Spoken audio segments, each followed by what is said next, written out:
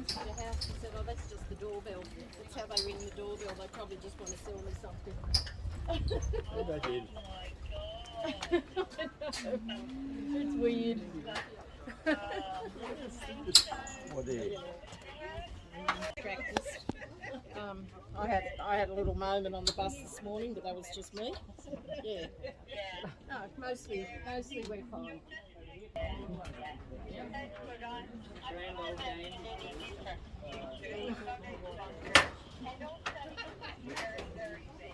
Yeah. Have we got no choice? No, we got no choice. We just got to get on with it.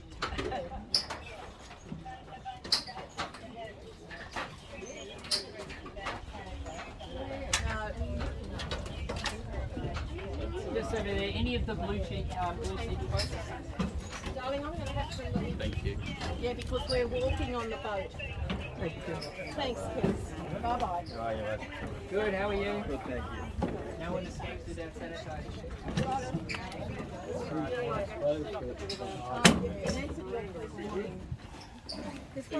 Yeah. Get the sun on the way down. No, it's all right. Can I turn around? Hopefully when we move the straight. The trouble, you see, it'll turn around, so it'll be up.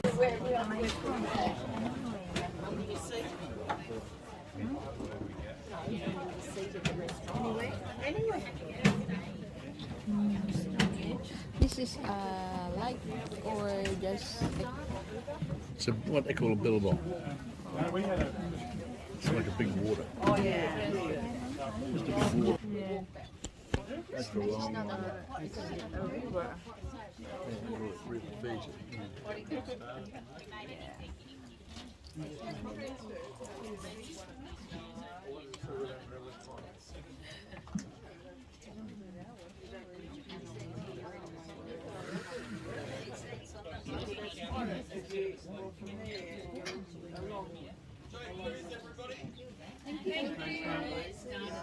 Chia.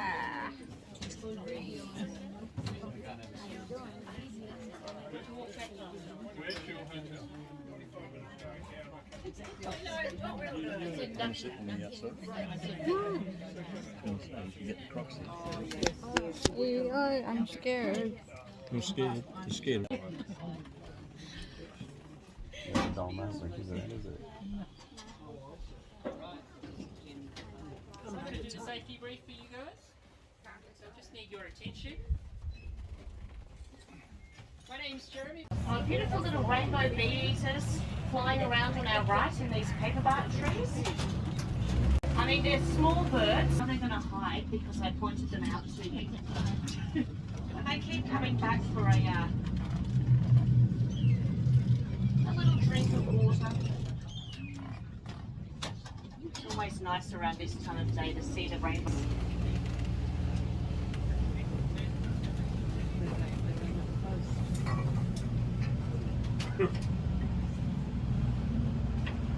See? Now we're in shade. Now there is that. See you out there. All right, welcome everybody to Yellow Water Cruises and Gurutjba, which is the Gunjekmi name for the Yellow Water River region here. Oh, we got one over there. Let's go. Got a croc at 11 o'clock to the boat. See the croc, Right the croc. up next to it. The water So comes you're over. welcome to move around on the boat today. Sometimes you want to get up and get a closer look, but what I do try and do is make sure that the left and the right both get a chance to see the crocodile when that's possible. Again, there's water up the front and the back, and some people would rather stand than sit, so there's a bit of a standing room up the back as well. This is a saltwater crocodile. We are in entirely freshwater here today, so you often get really nice photos to take home when you photograph the egrets, especially in that luscious green grass. We've had a lot of changes here in the past couple of months.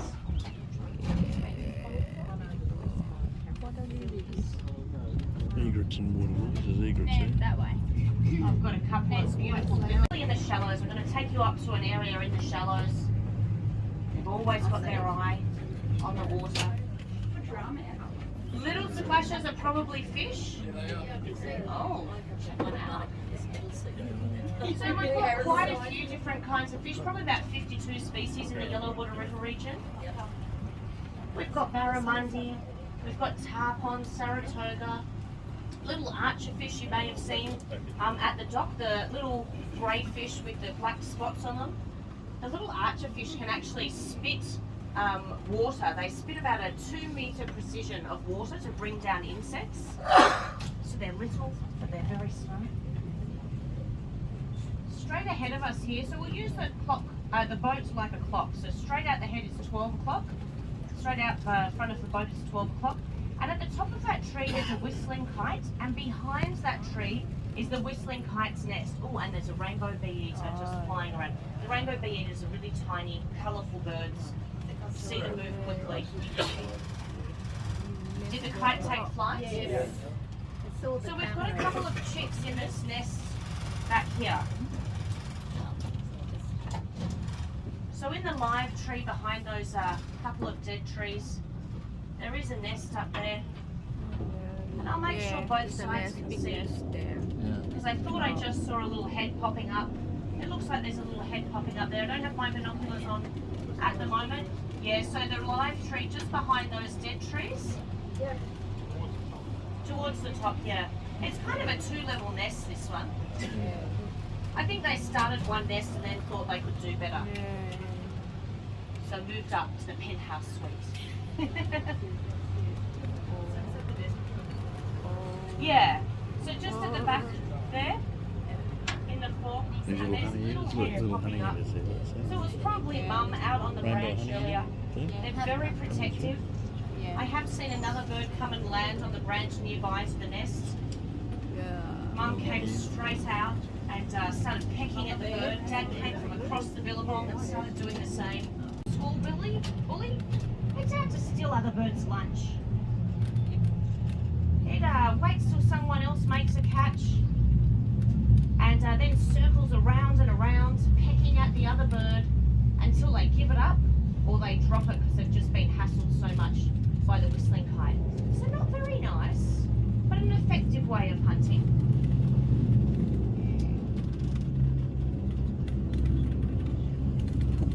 Can we see the nest on the right there? Yeah. Big nest. Oh, there's a bird in it. You can see the bird. Yeah. See the head in there and turn around.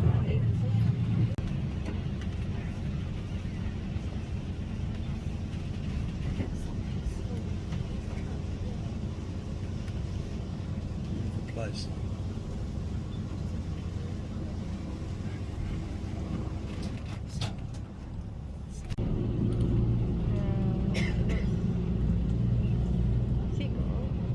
Tucks his neck in. It's an egret.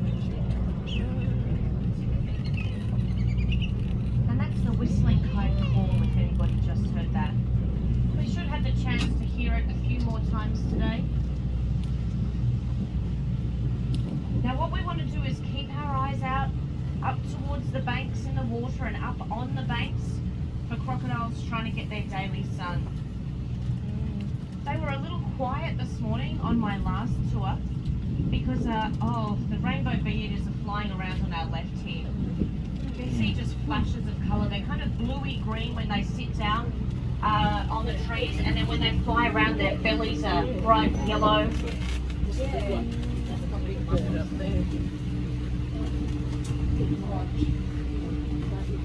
The smaller birds are much harder to see because they move so quickly.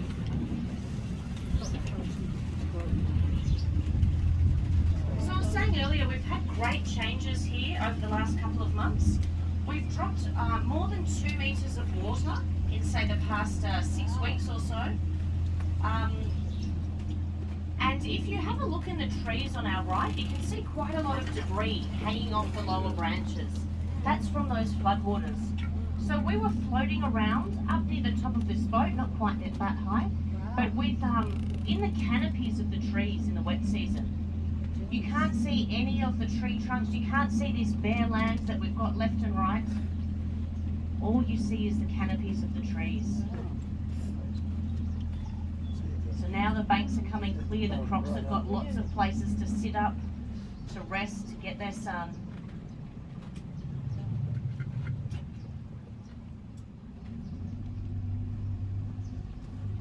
And up ahead of us you can see a fence poking out of the water, which might give you a little idea of how much water we've got left to lose. Probably another 1.5 meters. The banks will start closing in around us. I'm not entirely sure what we're trying to, fence in there. Definitely not crocodiles. Probably more to do with bank protection than anything else. Oh, beautiful little pine heron hanging in the water on our right there. I call this one the mullet bird. It's got black feathers on the top of its head that flap down the back like a mullet. Bops when it walks. Did anyone have a mullet back in the day? Oh, we got one. No one ever admits it. Don't worry, sir, I won't tell anyone. Did I have pointing on the left? We have a croc on the left.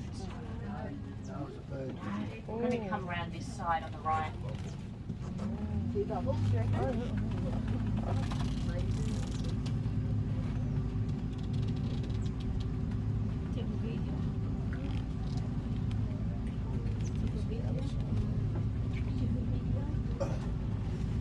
They're here in their thousands at the moment, and you'll see them everywhere we go today, hiding under the shade of these freshwater mangrove trees.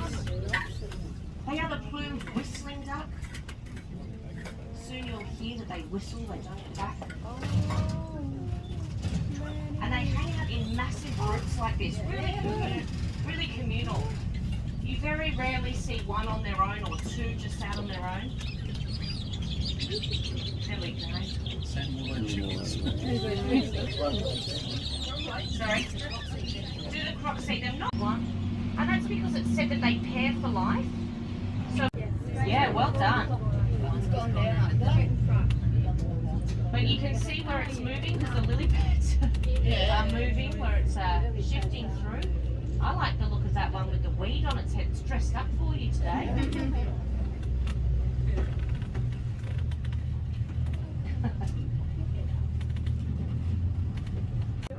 Yeah.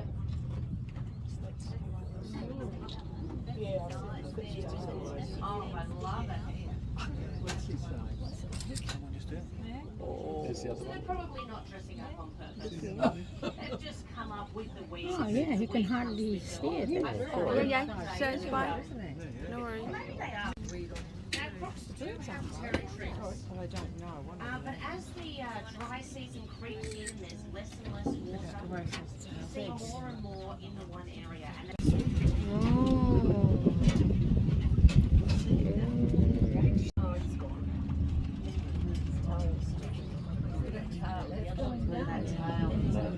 Oh, the other one's out. Gone. Just wait here and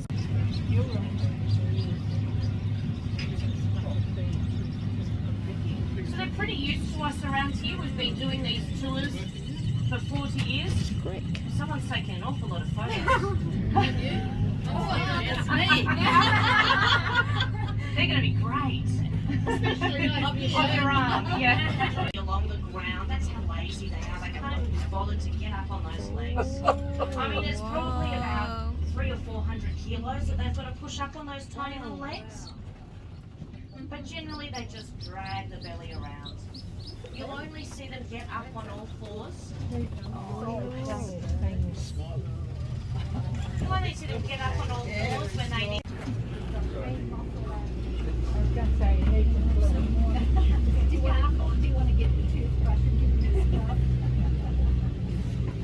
And it's high.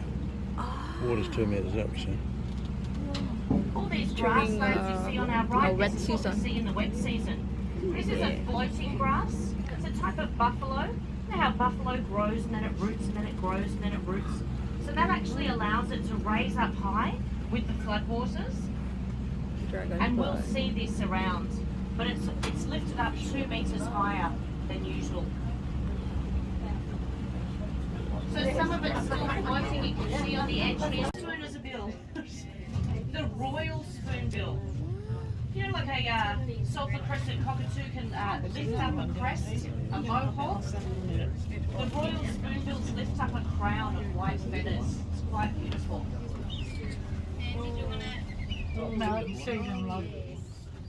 Birds are pretty brave going around. And they're Birds swishing, are pretty brave going around. swishing the mud left and right, trying to catch little mollusks and other little creatures. Oh, this one's fishing.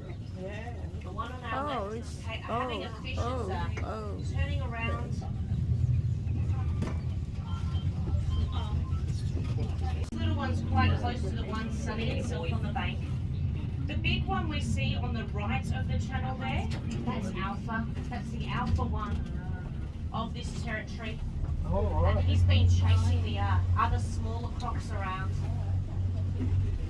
showing his dominance.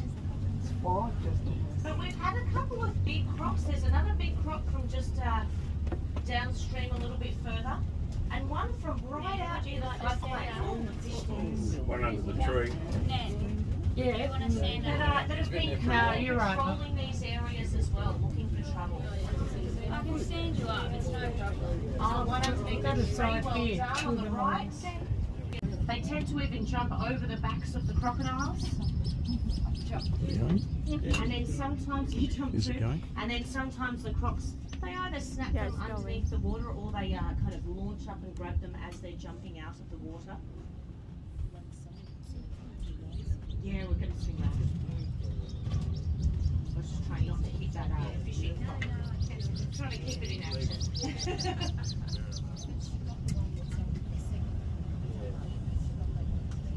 Oh, that's okay. I've got a general idea. One laying under the tree over here. Yeah, see, just got one. He just got it. Just popped up. He was fishing. He was fishing? Yeah, this one just got it here. Look. Oh, the spoonbills are fighting. I can't see it properly. Everyone's fighting for space. Yeah. Big barramundi in here? Yes, there's a lot of barramundi in here. I'm not great with my fish. But there's barramundi and Saratoga tarpon are usually the ones that the fishes tell me are around. Hiding. And they're the ones that kind of jump up and down. So it looks like we do have one just out here at 3 o'clock. You can just see it's down from the top on the left-hand paperbark tree. The two trees that are together there. The lids. Now these guys have got such sharp eyesight. It would be like us. Sorry, it's reversing. It would be like us being on top of a 3-story building and being able to clearly see an ant crawl on the ground below us. They can pick up their prey. I saw one recently pick up a big catfish about more than half the size of it.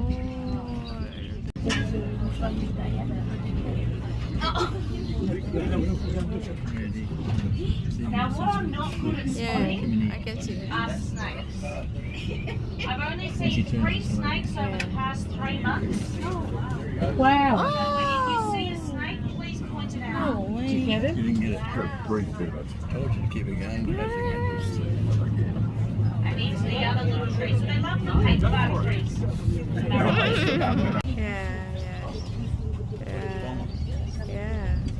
I can see. I can get. Ducks take flight over on our right. Just behind the Barrawoody there. Oh, they did. They flew up. Work, guys! Oh, that's right. They caught each other on the talons and spinning around in the Yeah, air. they were. I thought it was the whistling kite. The whistling kite, the smaller bird of prey. Oh no, it is a whistling kite at the back there, sorry. There's a smaller bird of prey that does, you know, it's the one I was telling you was the bully bird earlier. Yeah, it is the bully to the Barrawoody, to the second largest bird of prey. And I've seen it going for that, so I'm not sure if... It's 4 of them. Yeah, they're 4 now. But it did look when they started flipping around, there was 2 of them, the talons, yeah, and swinging around. But when they started flying around, they looked both like they were sea eagles. Yeah, they're doing it still. Oh, there you go. You didn't get it. They caught talons and spun in the air. That was special. Just really sharp senses all over. Actually, they've got a great sense of smell. The nostrils are right on the top of the snout there, not at the front, but on the top. so they can sink their head down and only have those vital senses above the water. The eyes for sight, the nose for smell, and the ears. So there's knobbly bits behind the eyes. We often refer runs right through the house. And in fact, if you have a look at people on the left, if you have a look in the bow wave here, you can actually see that floating grass still floating in this area as it wobbles around. The shower rose.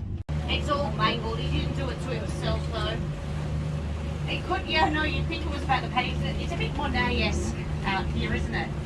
Not quite Van Gogh. He was a bit more of a surrealist, is that a term for Monet? It's more Monet out here, yes. And pygmy geese, you'd think pygmy ducks. I had to look this up. Why is it a pygmy goose and not a pygmy duck? Peking duck. They're a little old. Roads are clear. We've got to make sure it's safe for four-wheel drives and other cars because it's a good 2-hour drive out there. The only person who's ever gone overboard on one of our cruises is a guy.